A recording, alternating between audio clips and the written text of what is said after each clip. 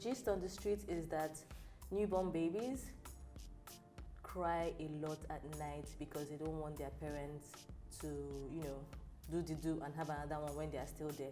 Apparently, they are very, very jealous. And I find that really intriguing that in as much as they're these tiny creatures, they're already scheming, right? So on today's show, we're going to be talking about sex education for parents regarding their kids and intimacy, communication.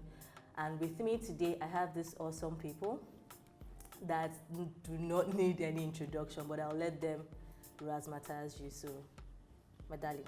Oh, razzmatazz. Okay, I'm Florence Okechukwu. Yeah, I am Iyke Okechukwu the last time I checked. Sorry now. Wow. I mean, normally, it's the woman that changes her name. No, nowadays it's flexible. You're right. No, but I think cultures, it also still depends on the man. Some men don't see it as flexible just yet. Still. Anyway, so how long have you guys been married? 7 years. Yes. And before then, how long was the courtship? Courtship was 3. Yeah. So altogether 10 years. 10 years. You see why I brought them here? And they look like they just married yesterday. You guys are just going to give us all the expo. All the myself, I'll be taking notes because mental notes. So first off, how have you been able to make it work, like survive the whole attraction, the whole sexual tension, the intimacy, like just keep living it? How do you do that? I think first off, I think you need to marry your friend. Okay. You need to marry your friend because there's something about this whole intimacy thing, this whole sexual tension thing, that after a while it's not as heavy as it was when you guys married. But your friendship is what keeps you guys going all the way. But notwithstanding, you have to keep working on how you look so that you're always appealing to your spouse. Okay. I mean, you need to work on that as well. How do you do that? Well, you need to come to me later. I'll give you tips on how to look good. Yeah, you need to come to them, not him. Please, before they say it's on my show that this awesome 10 years scatter. Come to you, where? No. You also need to watch what you say. Apologies, I'm not here. It helps, But basically, it's marrying your friend. First off, marrying your friend. It's if you guys have that bond, your conversations, you would. When something happens outside, you can't wait to go back home to just and you guys can sit and just talk and be happy with each other's company. It's basically for me the major ingredient. Yeah. Okay. Of course, you can't take away from physical attraction. It's very important. I have friends who tell me that there are lots of things I like about the guy. I like his dress sense. I like this. But I'm not really attracted to the guy. So I think that in itself is something you have to get to a point where you feel it. I don't know how that happens. Sometimes it's organic. And you say, oh, I just saw the guy instantly. I was physically and, sexually attracted to the guy. But sometimes it doesn't happen that way. Depends on your love language. Some people, you get into that vibe. I mean, our parents were married. My parents are still married. But I'm sure my mom would tell me that it wasn't like that immediately. But, somehow... As time went on, she started seeing things about my dad that she loved even more, and of course the attraction got better, I like to think, until they have 5 kids too. Okay, so what's your favorite feature on your husband, and was it always that from the onset? No, I said thank you. Let me pause. Girl. So, sure. Okay, you. Can I whisper the answer? No. I know I said expo, but it's like open secret. Oh, yeah, wants to open everything up here. Okay, so my first attraction to him was his lips. Hey! Oh my God. Yeah, I have a phobia for acromegaly. Okay, please tell them what it means and tell me as it's well. It's not like it's anything bad. Some people find it very attractive, but I just don't like men with very thick lips. So yeah. So when I saw, that was the Is it first still attraction. till now? Because you're It maintaining cannot it for change. him. The Abi. lips cannot change. So It's alright. yeah. You cannot do Botox. Yeah. No, it cannot. You Because cannot. I can't. Don't I can't. try it. I can't. Okay, so your turn. Okay, well, her face. That's Ojoro. They're like, how many things? There's so many organs. It's ensemble. The way the eyes, the Yeah, you nose, and cook. the lips. You know, it's R&B singer. me. So has it always been And her that? shape. Her Her shape. shape. Yes. Don't worry. Maybe before we leave, you just thought so that no, she's taking. We can't do that. Okay, so that has been from the onset. Yeah. What are the body cues that you get from her that you know, I'm not in the mood, or like when they say women, when they say I'm fine, half the time they are not fine. So not verbally saying, what are the cues that makes you know this is a good time, this is not a good time, there's something happening, maybe she's having PMS, like mood swings and all those things. So maybe give the expose to our people. Well, for her, it's obvious. If she's not happy, she becomes. She doesn't talk much. She just goes into the room and just chill. Withdrawn. Yes, she's withdrawn. She's on her phone, or she's trying to watch TV. Not watching, but trying to watch TV. You get, and normally she's chatty. She likes to joke. But when you notice that all those things are not happening, then you know something is on her mind. And sometimes when you ask and she says it's fine, it's just a cue for you to ask again and again. And you better ask again. You get, but over time, I've gotten so, I would say I've gotten used to it that just looking at her face, I would know that she's not happy. Okay. The facial expression. With time. Very key. Yes, very key. And you have to be, as a guy, you have to be sharp to notice those things. I mean, those are the times that women will want you to find out what's happening. You ask me what is wrong, come and help me solve my problem, that kind of thing. But I don't want to tell you, but I just want you to, No, you're Superman. Yes. So. Okay, so Flo, is he vulnerable with you? Because we have this mindset, mostly in Nigeria, I would say, that men become withdrawn. They don't open up when something is ailing them. They don't say, they just want to be your support system and your security, but that's it. Whatever it is that is disturbing, they will go outside and tell the guys. But they will tell the guys not even the main thing, but like, you big guy, you guys know what's happening. You get that kind of thing. So you being with him this long, was he always vulnerable, and how did you get him to become that with you? Like maybe tips that we can share with the audience. Okay, how do you draw him out to be open with you? We were friends. We were friends. Okay, the show has been on for 13 years. We started dating. We dated for the 10 years of that. So for the other 3 years, we were friends. So he kind of showed me parts of him that he never showed anyone else. So fast forward into dating and marriage, I kind of saw him at his most vulnerable. Most vulnerable, just for another day, and it kind of bonded us more. Was it like sickness, or was it just getting older? Like what triggered? It was a lot of things. It was illness. It was heartbreak. Seeing him heartbroken. It was a loss of a friend. It was so many other things. So it kind of makes it easier for him to just ease back into that vulnerability when he feels that way. Yeah, so it wasn't something that was taught. It wasn't something that was coerced. It just kind of happened with him. And I think I give a lot of credit to the fact that we're friends before dating, before marriage. So it kind of, all the airs were down. There were no barricades. There were, when you are dating somebody instantly, there's always this strong wall that you put up. I don't want her to see me vulnerable. I don't want to. But when you're just friends, no strings attached, nothing, no judgments, you just lay it all out there. So that was what happened. So it just happened organically. I just realized I didn't say you guys are stars on a show called Tinsel for 30 years. For those who want to check it out, let me just put that out there. These are celebrities. Yeah. See, I'm a friend of a celebrity, associates by association. Okay, so you guys have lovely kids. I think 2, 3. Please remember. Two. Okay. I don't add one 3. more. 3. Don't This add economy, one. mind yourself. Be very careful. School fees. Maybe God might be speaking to you guys through me. I'm just. He's touching. I can't seem to hear any word. Maybe he said speak. Anyway, okay, so how okay, so now we're now going to having the sex conversation with kids, and let's start with how it was for you growing up. Did you ever have the so I'll ask her and then I'll come to you. Did you ever have the sex talk with your mom, your dad, was it school? Who did you hear it from, and how did it progress? Before we can now even come to comparing it now to our own time. Okay, so I went to an all-girls day school. So I think all I knew about sex at the time was from school.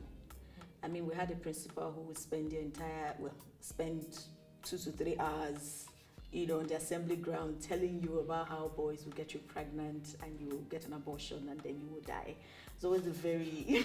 So the education was based off of you not doing this. So it's fear, instilling fear in you so that you don't go astray. Yes. Not necessarily about your body changes, puberty, what's going on, how to handle the mental or change. that you would have any kind of urge, urges, yeah, exactly. And that it was normal. It's not spirit it's not doing normal you. to have those urges. No, to them it's not normal, but like Yes. biology states that it's normal because that's how you transition from girl to womanhood. So for them, if the question that leans a bit towards sex has to do with goes beyond menses and all that, then it's a no. You shouldn't even be thinking about what your private area does or what a man's private area does. It shouldn't even come into You your shouldn't thoughts. even know what it looks like. Yeah, you shouldn't even be thinking about it, So to an extent, that fear helped most of us at the time because it was like, okay, don't do it. Stay away from Did they men. ever tell you if a man touches you, you get pregnant? No, my mom never really said that. In fact, she never really talked about sex with us. Okay. Yeah, she never really talked about it. She talked a bit about menses, but it wasn't about sex because she just felt that there was no need. I think for them, it's a case of you don't know it, you don't want to know about it. But if I start talking about it, you want to find out more, and then maybe start investigating and then start experimenting. So it's better I don't even talk about it. So if I don't talk about it, you don't feel like you need to know anything about it. So that's why I say somehow it kind of helped, because for some of us at the time in school, for some of the girls, it was a case of, okay, they don't want to tell us, there must be something nice about this thing. Let's go and find out. Yeah. And then for some, it's, if you don't want to talk about it, that means it's not something we should concern ourselves with. I mean, it has a lot of baggage. For me, it was a case of, it was too much baggage. So being with a man could mean me getting pregnant, and then let's just concentrate on why we're here. It's school learning, it's studying, and that was it for me at the time. Okay, so let me ask you this question. Like, sometimes I want to call you by your character. I'm used to it. After playing it for so long. Okay, so my own question is now, you've heard what she said. What is now different in your home? First of all, how old are your kids? The first girl is 7, the second one is 4. So have you guys broached the topic about body anatomy, at least let them know what this is, what that is? Of course, but it's really saddening that at this time you have to start telling them about don't let someone touch you here, don't let someone touch you there. Yeah. It breaks my heart every time I do that. But you have to equip them. You have to tell them that don't let anybody touch you here, don't let anyone bathe you at any time unless it's mommy or daddy or someone is there, mommy is there. It's just a lot of information that you have to pack, and tell them right now just to equip them. But right now we're trying our best to tell them and actually say, okay, this is your pee, this is your, mention the exact the actual words. Okay. Yes, we have to. Yeah. You have to say this is what it is, and then hope and pray for them that they're safe. So how was it like your own version of sex education when you were in school? Okay, well, I grew up in a house where we were more boys than actually you had just one sister. Okay. So it was boys. I was the fourth. And to me, growing up, nobody talked about it. Nobody. But at a certain age, boys would get to ask questions. And I was hearing boys say things in class that I didn't know what it was. The girl, this, the girl, that. I'm like, okay, what are they talking about? So one day I went home and I saw this program on TV. And all of a sudden I heard about reproduction and I watched it and I was like, okay, I think that was what those boys are talking about. So when I went back to school the next day, I'm one thing with boys, you don't want to let the next boy know that you don't know. You don't know. You don't want to be left out. Thank you. So there's this facade you put up, like, I know what they're saying. Okay, that one, the girl. Okay, you do. Okay, But and funny enough, that was how I was getting some things, Mm-hmm. So the first, and one of the things that happened to boys that really shock us is when you have your first wet dream. Yes. You're wondering if you had not gotten any information before that time, it would freak you out. Yeah. But with me, I was very curious. I was always wanting to catch one information from here or another and all that. So that was how I was able to gather enough information. And that's because you're the inquisitive type. Yeah. Clearly. Because you'll be completely different. Yeah, and I never let anybody know what stage or what level I was in or whatever happened to me. I never let anybody know about my sex life or whatever. So I was always keeping to myself. Yes, and that way I was safer, in quotes. A lot of people didn't have that. I didn't have peer pressure. Okay. Because people were like, I don't get So they were always, with that, I grew and I got to know a lot of things, and I would say that I helped myself out. I got a lot of knowledge, but my house, nobody said anything about it. And like she said, I think our parents didn't want to bother us. It was a part of them that, how will I start this topic with these children? They didn't know better. They were not giving anything. You get. So you get. So I guess the only time I had a discussion with my dad was when I got married, and he called me. It was a very weird conversation. Hello. My dad is late now. Anyway. So he called me. He was like, hello, Obinne, because that's what he calls me. I know you'll be planning to have kids now.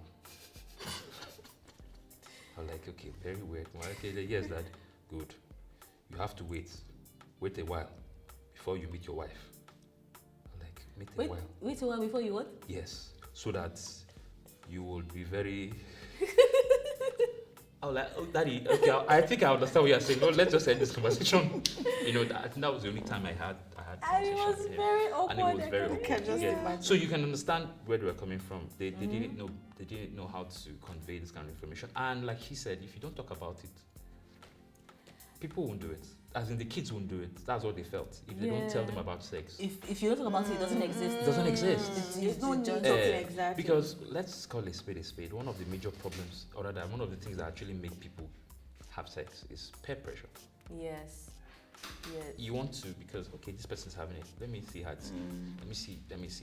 When they're not ready. And when you say, I've not had sex because I'm like, hey, you've not had, man. You don't know what. So if you don't hear it from them, if you don't hear it, you would. That was their way of what's the word now? Curtailing you. And based off of your conversation, the reason why it was awkward was because there was no foundation ever. Yeah. Like, do you understand? And there was gist that went around social media one time that this couple went to the clinic to complain that they'd been married for, I can't remember how many years, but for a while, and they couldn't have kids. So obviously the doctor wanted to know their medical history and started asking them questions. How are you guys doing this? Blah, blah, blah, blah, blah. The gist is, every night they lie side by side each other and sleep. They just lie side by side, literally. Okay. And they were expecting, was it a spirit or I have no idea. Do you understand? So it's mind-boggling when you hear these stories, and when you get married, once you get married, they just expect you to already know it. From where? How? Who is supposed to have shown me or taught me or anything? And they just say, make sure you make your husband happy. You make sure you're, do you understand? And then 9 months later, they're like, how far grandchildren? Very true. How? Very true. In fact, that question even starts from when they start saying, okay, so when are you bringing the man? You never told me it was okay to have a boyfriend. Where am I supposed to get him? Do you understand? Yeah. So I have the last questions, basically. One for you, one for him, depending on how you guys want to answer it. So my first question to you is, what advice or what would you have told your younger self? You now, if you could go back, like if time travel was a thing and you could go back, what would you advise or tell yourself about sex or sex education? Yeah. Considering where I am today, Mm-hmm. I'll say, keep going, girl. You're doing the right thing. Nice. Okay, that's nice. Yeah. I know a lot of people would not say that. I've always been a very reasonable person. Like growing up, I've always weighed all my options. I always do, even till now. Like one of the things that actually curtailed my excesses was me saying, okay, is this something that you can tell your mom? When you finish doing this thing, can you say, Mommy, see what I did? How would she feel about it? Is it something that she would frown at, or would it something that she'll be proud about, you know? So that kind of was a huge sensor for me. And then I was like, okay, what will you benefit from this? Okay, you want to date a guy. What will come out of it? Is it gift you want from the guy right now that you're in secondary school? Is it gift? Is it companionship? What exactly will you get from it? And I was too reasonable. So I was like, okay, no, you don't need that now. Until you get to a point where you say, okay, what I want is now marriage. Then you can now say, okay, let me date a guy, so we'll get married. But at least you know what you're looking out for, you know. And then everybody around you would know that, oh, he's your boyfriend. Then you can introduce him as your boyfriend. It will be okay.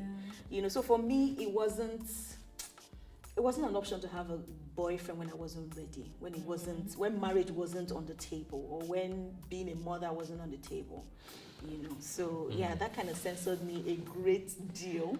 So yes, I love your answer, and I love especially the fact that you said there was no point being in a relationship when you were not ready. Yeah. You saw that your husband said something about peer pressure.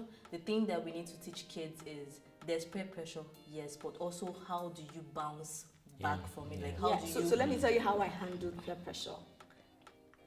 I am very sure that all my friends thought I had a boyfriend, or two, or maybe even three. It wasn't like I went out of my way to deceive them.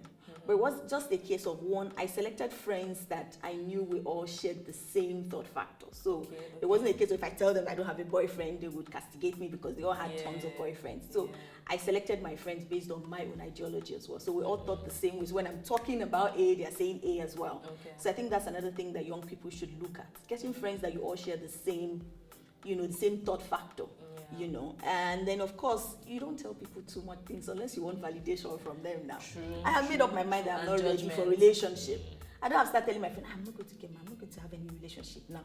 What am I looking for? Do I want her to say, yes, you're doing the right thing? I don't need that. I know I'm doing the right thing. So that's it. And that's because you're very sure of yourself. Yeah. Your mental capacity has grown at that point, and you gave your time. Exactly. And I think that's where self-esteem and self-confidence for every girl is very important. Exactly. Part of the communication that we should have. Okay, so She has said everything. No, not this part. No. So it's just you. So this is basically you, based off of the on the relationship that you had with your dad and that whole awkward conversation. Oh yeah. This is why I'm asking you this. What advice would you give parents out there that have young kids the age you were, maybe boarding school or secondary school kids, so that they can lay foundation for that? What advice would you give them to tell their kids on sex education? First off, for the girls, they have to have self-confidence. They have to admire and love themselves. If they don't, people would sway them. They would, for the girls especially. Yes, they will do things that they will regret. You have to have that confidence for a girl, so that you tell yourself, okay, I am not going to do this. I'm not going to stick to it. For a guy, you have to understand that whatever you do now, you will reap it when you get married. If you train yourself to sleep around, because the body is like a muscle, whatever you do to it, it gets used to it. And there's memory. Yes, and it's not just your body alone, your mind. If you treat yourself, if you sleep around often, it will affect you when you get married. You won't be entirely satisfied with one partner. I'm not saying that if you have done it, you can't change when you get married, but you have to have that discipline in your mind. Tell, okay, this is it. It will help you. For a guy, respect a woman. For a girl, respect yourself. And that way, I think that is the basics of life. If you do that, you would have a good marriage. if you do that, at least for a boy and for a girl? Wow, there's just so much packed in both your answers, and I really, really appreciate that you guys took out the time to come share impact and just, be open about these conversations that apparently people want to put lock and key on there. So, hi, this is Get Intimate Show with Ebele, and you guys have heard it from Flo. I call her Flo. Her name is Florence, but I call her Flo. And she got me jokes. From an Iyke. His name is Iyke. You guys have heard it from them, and I hope you really, really enjoy this and that you actually take in the things that you've said and practicalize it. Thank you so much. One love. See you next time. Bye. Peace.